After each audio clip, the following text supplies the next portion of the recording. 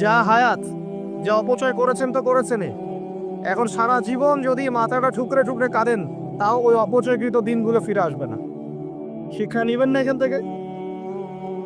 30 বছর চলে গেছে মানে 30 বছর আল্লাহর নাফরমানি করেছেন, সারা জীবন মাথা ঠুকরে কাঁদলেও ওই 30 বছর ফিরে আসবে না।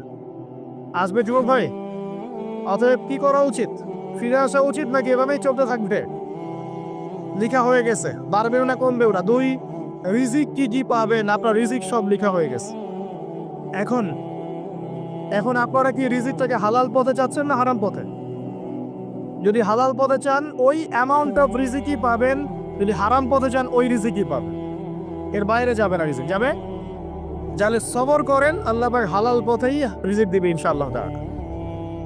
রিজিক বৃদ্ধির জন্য কিছু আমল আছে, তার মধ্যে শ্রেষ্ঠ আমল হচ্ছে নামাজ, এর সাথে চাষতের নামাজ পড়া।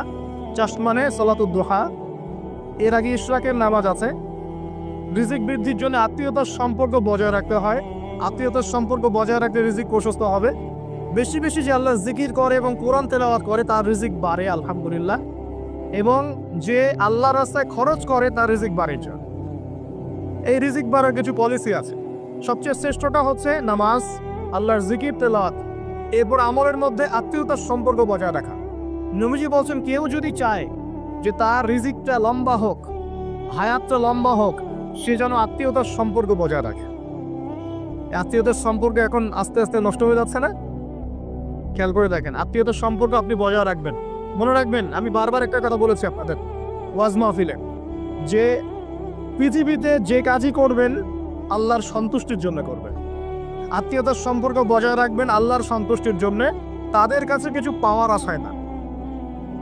যখনই আপনি কারোর কাছে কিছু পাওয়ার আশা করবেন আপনি কষ্ট পাবেন। যখনই কারোর কাছে কিছু পাওয়ার আশা করবেন আপনি কষ্ট পাবেন। কারোর কাছে এত বেশি পাওয়ার আশা করবেন না। কার কাছে পাওয়ার আশা করবেন? আল্লাহর কাছে।